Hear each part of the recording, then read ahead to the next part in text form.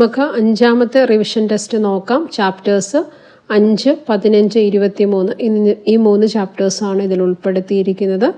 ഒന്നാമത്തെ ചോദ്യം, യവനാധിപത്യത്തിൻ്റെ അസഹനീയ സാഹചര്യത്തിൽ ജീവനും സ്വത്വവും സംസ്കാരവും ദൈവവിശ്വാസവും ആചാരങ്ങളും നിലനിർത്തുവാൻ യത്നിച്ച യഹൂദന്മാരുടെ ചെറുത്തുനിൽപ്പിൻ്റെ കാലഘട്ടമാണ് ഡാഷ് കാലഘട്ടം. മക്കാബിയ കാലഘട്ടമാണ് അതിൻ്റെ ഉത്തരം. രണ്ടാമത്തെ ചോദ്യം, കെംത എന്ന വാക്കിൻ്റെ അർത്ഥം. ഉയർപ്പ് എന്നാണ് കെംത എന്ന വാക്കിൻ്റെ അർത്ഥം. മൂന്നാമത്തെ ചോദ്യം, വിശ്വാസ പ്രമാണത്തിൻ്റെ 2ാം ഖണ്ഡികയിൽ യേശുക്രിസ്തുവിനെക്കുറിച്ച് പറഞ്ഞിരിക്കുന്ന 4 കാര്യങ്ങളിൽ ഏതെങ്കിലും 2 എഴുതുക. 4 കാര്യങ്ങളും പഠിച്ചു വയ്ക്കുക. എന്തൊക്കെയായിരുന്നു? 1, യേശുക്രിസ്തു ദൈവത്തിൻ്റെ ഏകജാതനാണ്.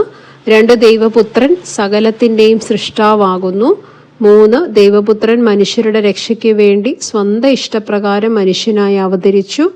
4, ലോകാന്ത്യത്തിൽ ന്യായവിധിക്കായി താൻ വീണ്ടും വരും.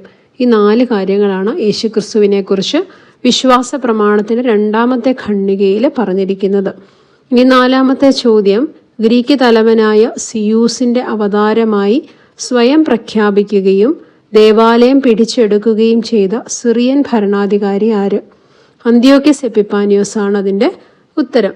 ഇനിയും 5ാമത്തെ ചോദ്യം, ശെമവോൻ കീപ്പ യോഹന്നാനോട് ഒന്നിച്ചീനാൾ. ഈ ഗീതത്തിൽ ഡാഷ് ആനന്ദിച്ചു, ഡാഷ് തൃപ്തിപ്പെട്ടു, ഡാഷ് സ്തോത്രം പാടി. ഇങ്ങനെ നമ്മളത് ചൊല്ലുക. യാക്കോബ് ആനന്ദിച്ചു, തോമ തൃപ്തിപ്പെട്ടു, മത്തായി സ്തോത്രം പാടി എന്നാണ് അല്ലേ. അപ്പം പാട്ട് പഠിച്ചു വെച്ചാൽ മാത്രമേ ഇങ്ങനെയുള്ള ക്വസ്റ്റ്യൻസിന് ആൻസർ എഴുതാനായിട്ട് പറ്റുകയുള്ളൂ. ഇനി 6ാമത്തെ ചോദ്യം, വിശ്വാസ പ്രമാണം വിശുദ്ധ കുർബാനയിൽ ചൊല്ലുന്ന രീതി ഏർപ്പെടുത്തിയത് ആരാണ്? അന്ത്യോക്യൻ സുറിയാനി സഭയിലെ പത്രോസ് പാത്രിയർക്കീസ് ആണ് വിശ്വാസ പ്രമാണം വിശുദ്ധ കുർബാനയിൽ ചൊല്ലുന്ന രീതി ഏർപ്പെടുത്തിയത്. 7ാമത്തെ ചോദ്യം, യഹൂദ വിശ്വാസികളായിരുന്ന ചിലർ ഏത് പേരിലാണ് ഭക്തസമൂഹമായി നിലകൊണ്ടത്? ഹസദീം എന്ന ഭക്തസമൂഹം ആയിട്ടാണ് യഹൂദ വിശ്വാസികളിൽ ചിലർ നിലകൊണ്ടത്. ഇനിയും 9ാമത്തെ ചോദ്യം, കർത്താവും മഗ്ദലന മറിയവും തമ്മിലുള്ള സംഭാഷണം പ്രതിപാദ്യ വിഷയമായ ഗീതത്തിലെ വേദപുസ്തക ഭാഗം ഏത്?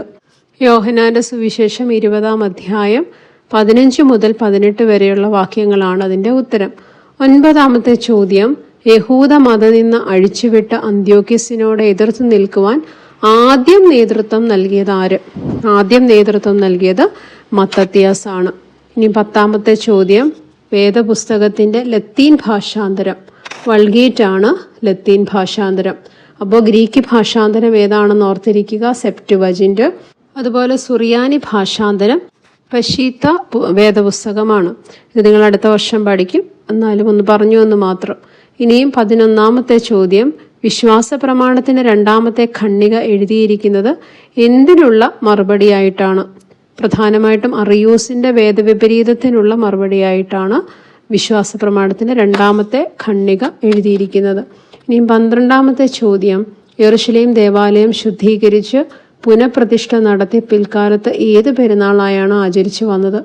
ഹനൂക്ക അല്ലെങ്കിൽ പ്രതിഷ്ഠ പെരുന്നാളായാണ് പിൽക്കാലത്ത് അവർ ആചരിച്ചു വന്നത്. അപ്പോൾ ഇത്രയും ചോദ്യങ്ങളാണ് ഈ ഒരു ചോദ്യപേപ്പറിലുള്ളത്.